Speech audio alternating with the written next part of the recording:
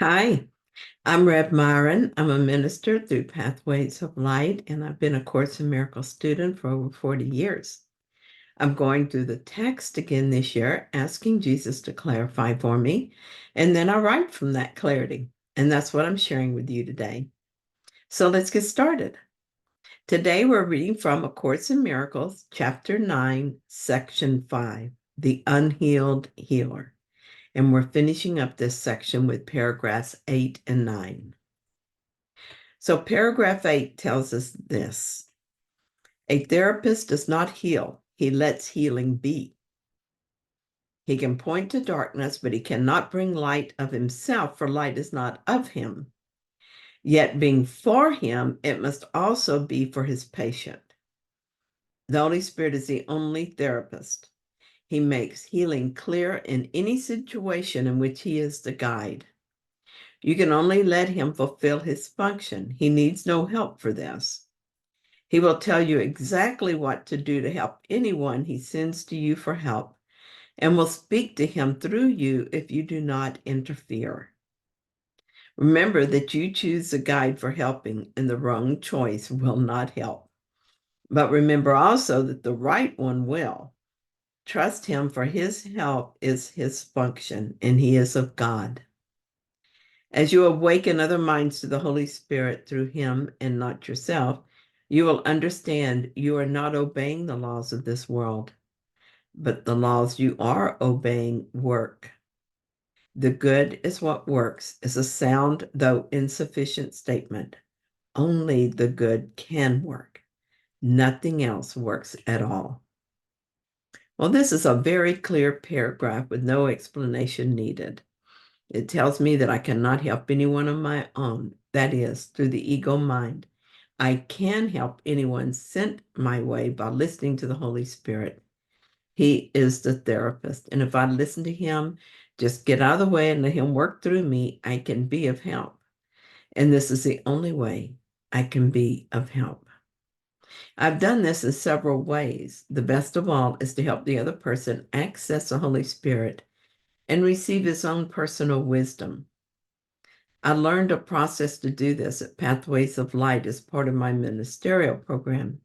It requires the use of a particular script to help the person go into a deep meditative state and then guide him or her to become aware of the problem and to hear the answer directly from his or her own inner guidance. I act as a scribe, writing down what they are told, and I hold that space for them. It is an act of joining between the person I'm working with, me, and the Holy Spirit. And it is an act of listening rather than thinking. Another way I do this is when I counsel. Someone calls or writes and asks for help. I listen. There are times when this is the most helpful part of what I do. Often when a person actively joins with another and talks it out, the person finds his or her own answer. I think joining, being in a union, two or more gathered, is what opens the heart to the truth. When I listen, I do so not with my ego mind, but with my open heart. I ask the Holy Spirit to listen with me, to give me words if they are needed, and to prompt my silence when that is needed. Every morning I wake up to coffee and Jesus. I read his words and ask him to join me in this reading. I ask him to help me understand what he wants me to know about this morning's reading. Then I write in my journal what I receive. Sometimes it simply clarifies. Sometimes the understanding I'm given is unexpected and even startling. And sometimes it triggers a shift in my understanding that leaves me breathless. The thoughts that are given may not seem extraordinary, but the healing that occurs as I write here them is a miracle. Then whatever I write, I share. I post it in various places. I might talk about it to someone if appropriate. Always, I share. I am not a perfect listener, but every time I do my best to step back and simply allow myself to be guided, I am better at it. Perhaps the most useful form of helping is to be what I want to share. I walk the talk, so to speak. Failing that, I find my way back to the path. And so even my temporary stumble becomes a teaching tool.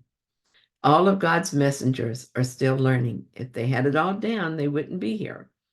As it says in the manual for teachers, they teach perfection over and over in many, many ways until they have learned it. Whew, I'm not perfect, and that's okay. I have moments of near perfection, and I teach that. And I have moments of fumbling, and I teach from that. My life is a form of therapy, both for myself and for others, because I consistently put my faith in the Holy Spirit. I step back as much as I can. I listen to the voice for God as well as I can. In so doing, I'm learning to hear only that voice. These are the ways I allow the Holy Spirit to do therapy through me. They're just forms and as such not important. I allow the Holy Spirit to direct me to the most helpful form so that any or all of them can change. The content, though, is love, and that never changes. I try not to interfere. That's my main job. Step my ego back and allow the work to be done through me. What a blessing that is. And this is something anyone can do. All that is required is willingness. The payoff is out of this world, literally.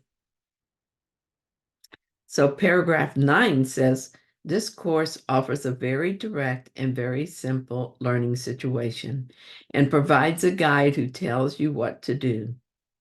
If you do it, you will see that it works. Its results are more convincing than its words.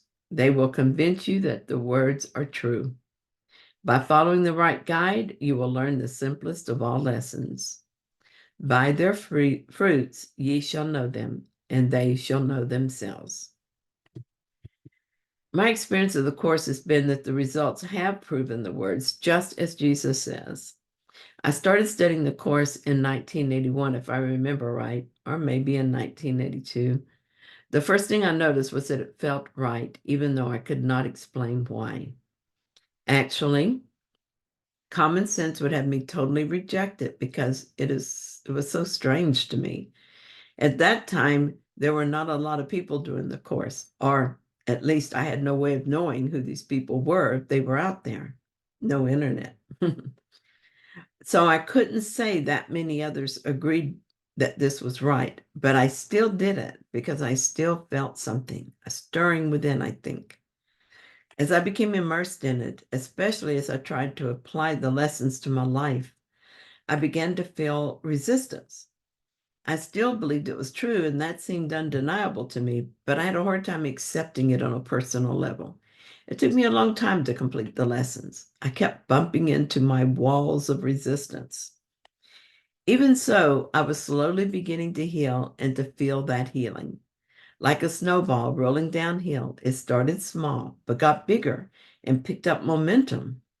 That was because as I gave what willingness I had, I began to experience my life and myself differently. What I thought must be true was proven true as I used the course. Each proof motivated me to seek more. Now I have no doubt whatsoever that everything the course says is true. More importantly, I have no doubt that I will accept it all and live it all. Even in the moments when it seems most unlikely that my resistance seems strongest, I do not doubt. I feel frustrated, but I don't doubt it. This is the path home. I want to go home. I can go home.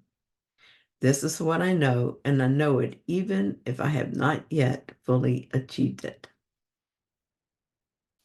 Thank you so much for joining me in this reading. I hope that you found it helpful.